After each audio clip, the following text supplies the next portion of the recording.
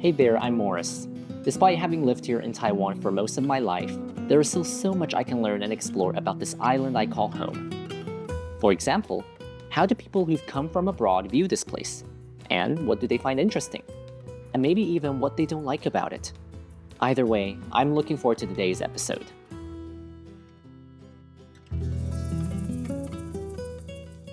The modern life is infused by screens, whether that be your phone, your tablet, your computer screen, the movie screen, you really can't escape it. Who I'm meeting today, Albert Ventura, he's a film director, a photographer. He even has his own YouTube channel. He hails from Catalonia, he's lived in Japan, but now he lives here in the heart of New Taipei City. I'm really excited to meet him. Usually as an actor, you meet film directors in an audition room or, at a cafe. But I'm here in the traditional market, so I don't know what this is all about. He's on his way, I heard, and I'm really excited. This is a really special place to greet a new friend. Is this some place that you typically come to on a daily basis? That's the kind of habitat where you could find me. Yeah? I normally visit other markets in Tingxi or night markets. So the markets are places where I can just observe people. All these lights, different colors. That's the kind of inspiration I get. Right. That's what I was expecting when I was coming to Asia. And is that why you chose to live in New Taipei City instead of Taipei? For locals from New Taipei City, I think it's much better than Taipei. Yeah. Because I like making this kind of joke because I think New Taipei City has the chaos, has the history, Right. and it has more human stories. And I think Taipei is too clean. So for an artist, this is New Taipei City is a paradise.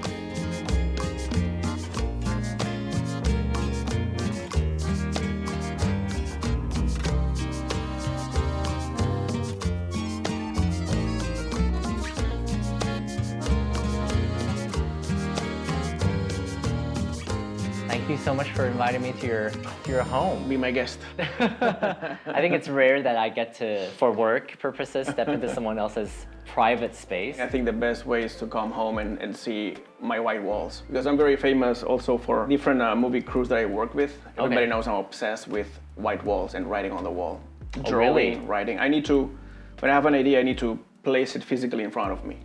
Because that's the best way I can come with second ideas and third ideas, and I can start building something on top of that. The best ideas comes when you're not specifically working on that, but the good luck and the good idea must find you always ready. And sometimes, in fact, it's funny because I explain my stories to my kids, and sometimes I make the best comments. You mean your work? My own stuff? stories, I explain them to them. The best feedbacks come from them. Really? Because they tell me things that nobody else figured it out. So things outside of the box, and oh shit, I didn't think about that. Yeah. That's a very good idea. Say that again? Yeah. While you were in Japan, what made you think, okay, I'm gonna move to Taiwan? I know you lived there for 10 years. As a foreigner in Japan, it was very hard. Because if you compete with the Japanese, you will always have the position to lose, normally. And in Taiwan, I realized they value the idea and not where it comes from. They don't care so much. I fell in love with the country very, very fast because the cultural richness in such a small place is unbelievable. Yeah. And how peaceful they coexist. I've never seen that in any other place in the world.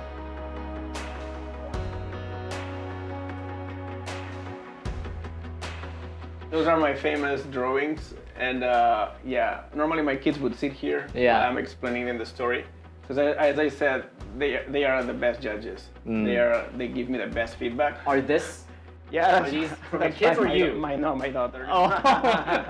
Much better than my drawing. Yeah. I was gonna say, wow, there are additional. But the same league. seats, We're playing the same league. Yeah. She's giving you ideas. Right. Yes. So Lovely. I guess my drawing style very childish connects also with my kids both ways, back and forth. Yeah, you have all these different posters of my your daughter kids. is a great artist. Yeah. She plays piano and she draws a lot. We motivate each other to draw.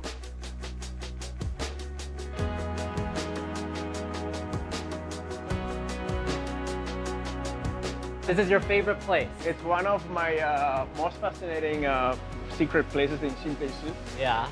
And why is that? This little street probably didn't change for the last 60 years, I guess, because it has everything, all the ingredients of Xinpeishi, of New Taipei City. Look at the chaos of the cables going up. The cables give me anxiety. The structure is pure chaos, and also you see this claustrophobic feeling. You see walls everywhere. It reminds me so much like a Wong Kar-wai movies, In the Mood for Love, when she goes to pick up the milk and comes up, and they cross each other. Totally. It's like a zoo. Yes. So You're just visiting animals inside cages with animals inside, or like a bird shop where all those birds are in different cages. Yeah.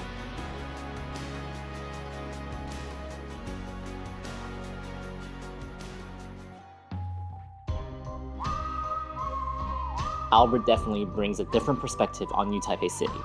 But just when I thought we were done with the artistic interpretations, he shares a theory with me that just blew my mind. In Spain, the rich people will be living there and the poor people living around.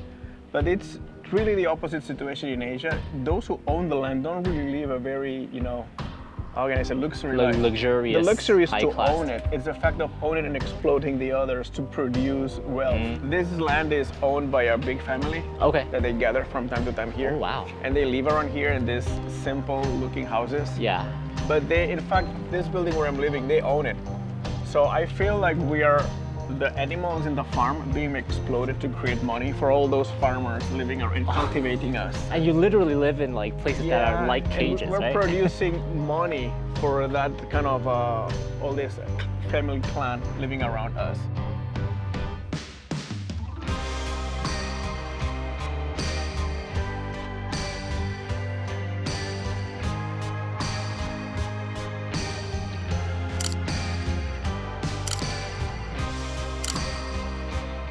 This is a very special camera. Yeah, it's very old. It has like 50 years old.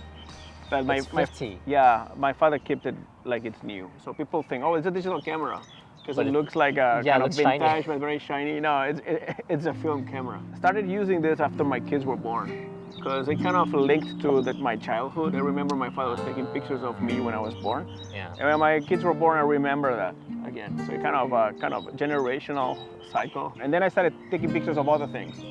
The starting point was with my kids, but then I go at night and I take pictures with high ISO films. I'm getting a little freak studying about those different films for the low light situations. Okay. And now I'm getting addicted to take pictures of, again, New Taipei City at night. Because I discovered that at night that New Taipei City, the RGB lights appear in the background. Oh, they pop out. They pop out because every shop is using their own lighting. There's no main lights in the street. That's very fascinating.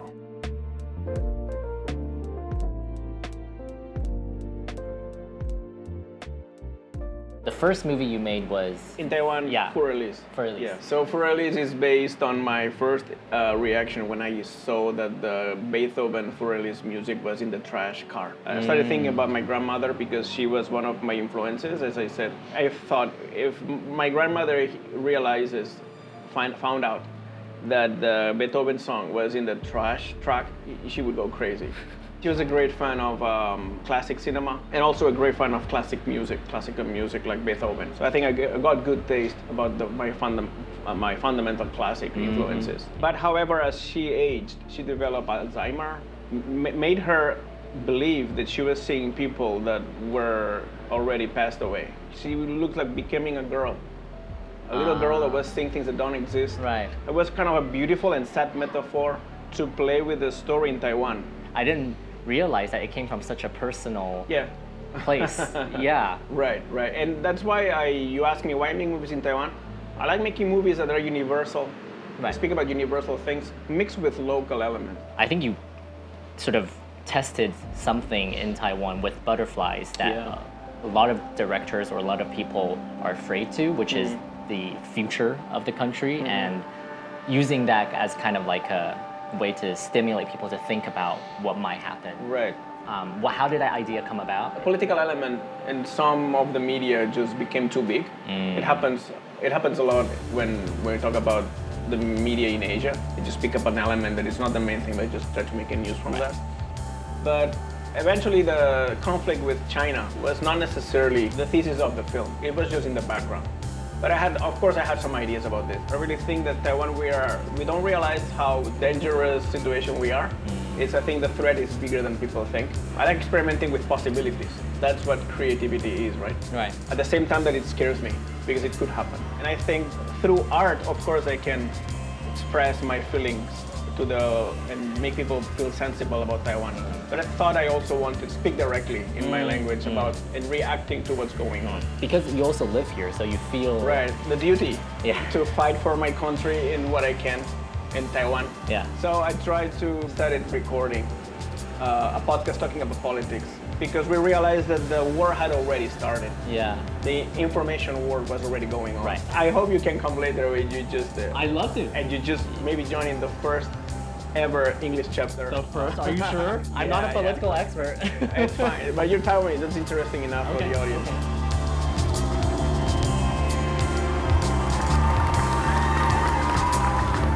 Hello everyone.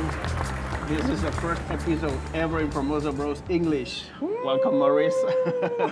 Very excited. Maurice, you have a very interesting history because you went to the US to study. Yes, I And did. later you go to Jinmen, the closest place to China in Taiwan, to do your military service. Well, so there's this place on Jingmen Island where you can kind of through binoculars see like Xiamen and like all the buildings, and if people were walking, Chinese you could girls see. wearing bikini.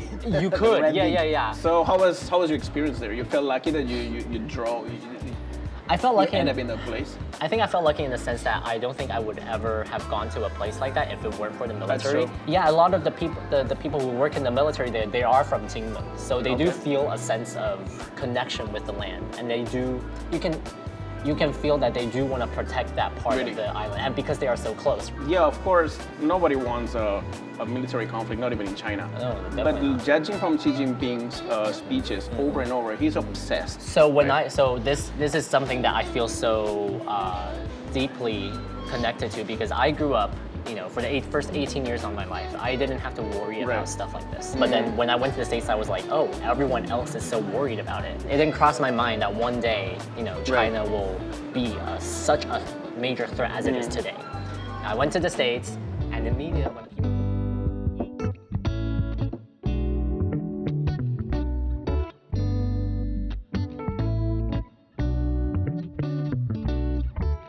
Thank you, Albert, for showing me a Taipei and Taiwan that I've never seen before. He's constantly thinking about how these broken down and worn down alleyways can be reinvigorated through his films. He's constantly thinking about the future of his kids. He's constantly using old camera, came from his father 50 years ago, to capture these moments he has with his kids.